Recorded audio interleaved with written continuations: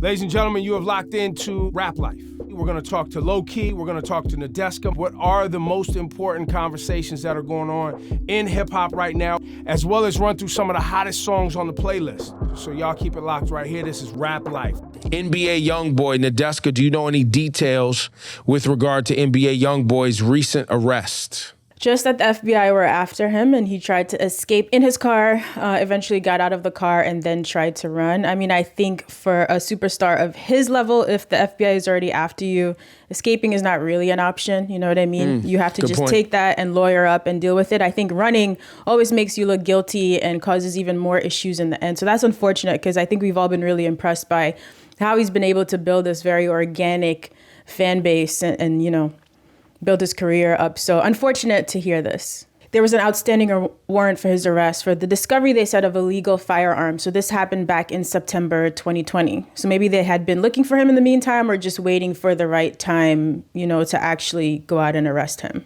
So I think he also should have maybe known this was coming and maybe already had a plan. You know what I mean? Like had his lawyer on speed dial, know who he was going to reach out to instead of trying to run away. Well, I will also like to add in for anybody tuned in wherever you are, when the federal government comes for you, it's not like state or local police.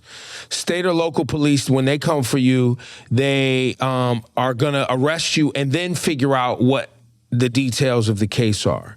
When the federal government shows up, 99% of the time, the case is already built. And that's why they're coming for you. And if you try to flee, it hurts your ability to get bail because now you're considered a flight risk. Why? Well, because you tried to run. Right. In a car and on foot. Evading arrest is never the move. Absolutely never the move. But again, YoungBoy, so, he is really young, right? I guess in the moment, that was just his gut reaction to try to get away, which is understandable, you know, but I hope he has a strong legal team around him already. That sounds about right. Low Key, you don't seem too emotionally tied to this story. Are you yet again disgusted by stupid rapper antics? It's not disgusted is the wrong word. It's just disappointment. It's continuous disappointment in how these young artists choose to handle themselves, how they choose to react to certain situations. I'm not in their shoes, so I can't sit there and give you a play-by-play of what they're going through, or what they do, or how they live their lives. But unfortunately, you know, these cases are piling up. These cases are being consistently reported.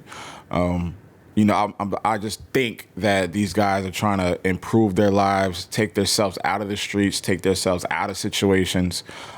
So they're not running from the feds. They're not running from authorities. They're not getting caught with AK-47s and this, that, and the third. But again, I'm not in their shoes. So I can't sit here and say, you know, they have to live a perfect life or they're crystal clear in their actions. But it's just disappointing because you want to see these brothers provide for their family, provide for their team, you know, make something better for themselves so they're not running on foot from the FBI, so they're not being reported on every day about gun charges, drug charges. Improve their financial circumstances, community, everything. I'm sure we're going to talk about NLE Choppa, but with him, it's actually the opposite. You know, his story is a little bit more, one, ridiculous just because of what went down. I know you'll break it down in a second, but also because in the past few months, he has been documented in saying that he no longer wants to glorify violence in his music, that he's clean, he's not taking any drugs, he's not even smoking weed. So he was making a concerted effort, at least just publicly, to change that image.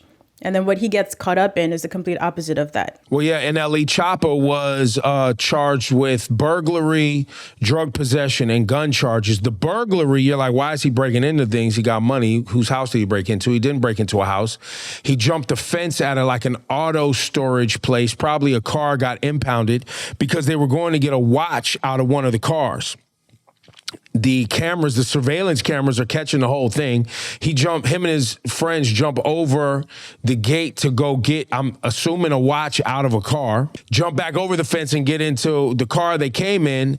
The cops obviously arrive on the scene, and in the car is an AK-47 Draco and an extended clip Glock 20, whatever it is, and pills and weed, and this is in Florida.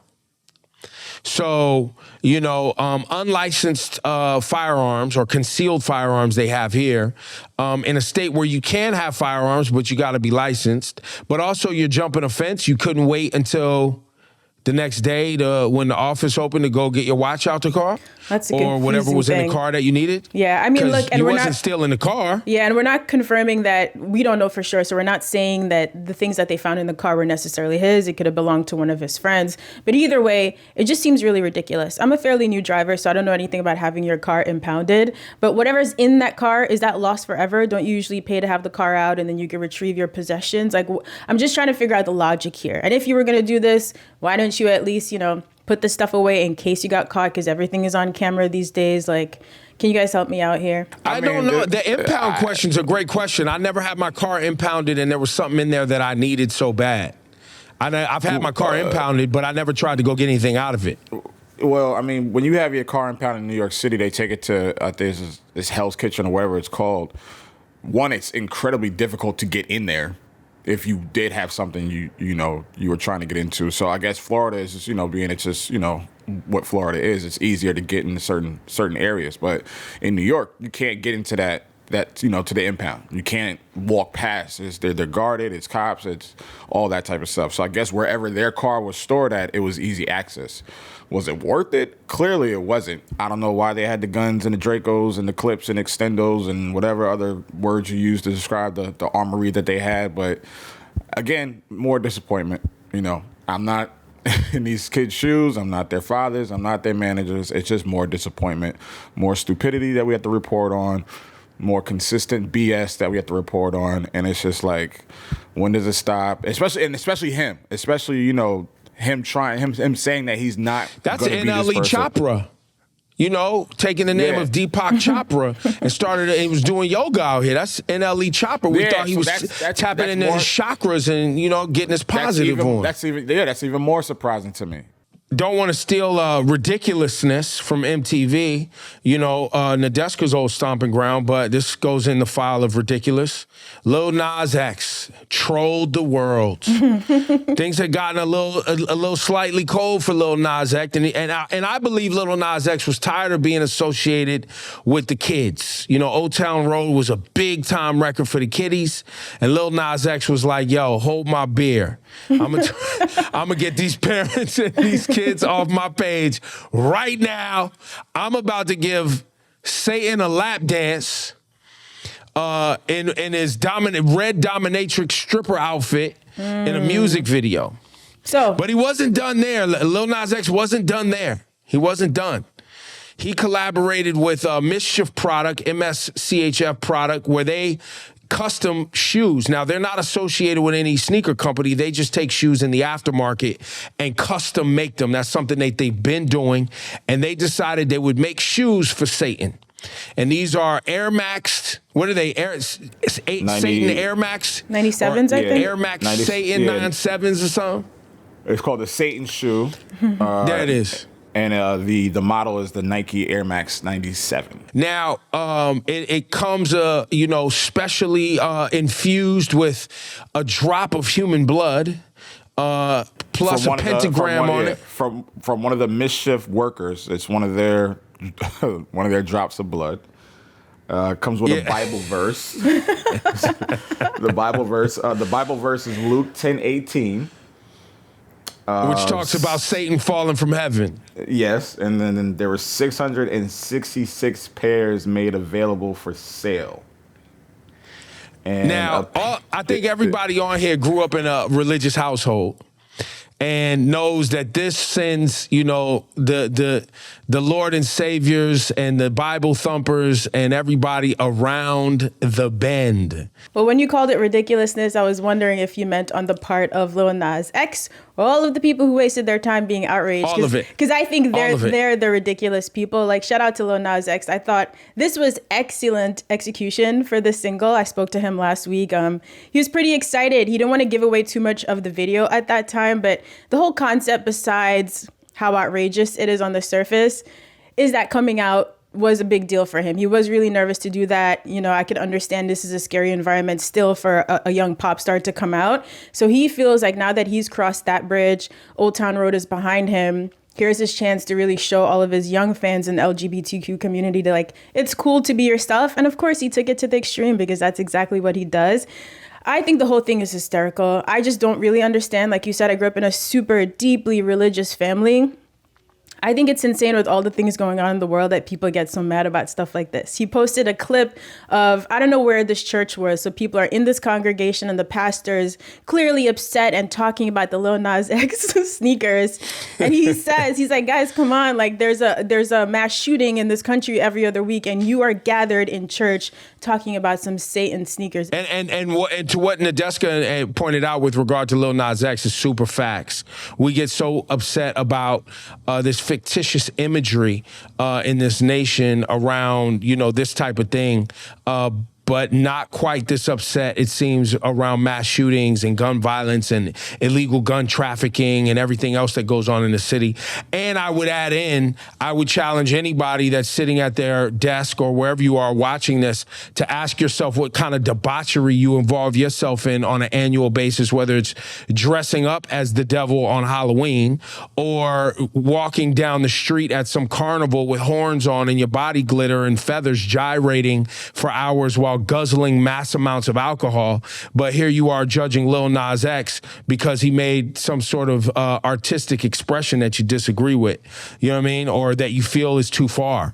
And on top of that, I thought Satan had hooves. How is he wearing Nike Air Max? It really doesn't even make any sense, if you ask me. Yeah, that video has about 43 million views in the last 4 days. I think monetizing people's outrage is really incredible. I wish I had the strength to do this. I would just get super rich and retire because people are just always so mad about nonsense. Lil Nas X, take all these checks. You deserve them.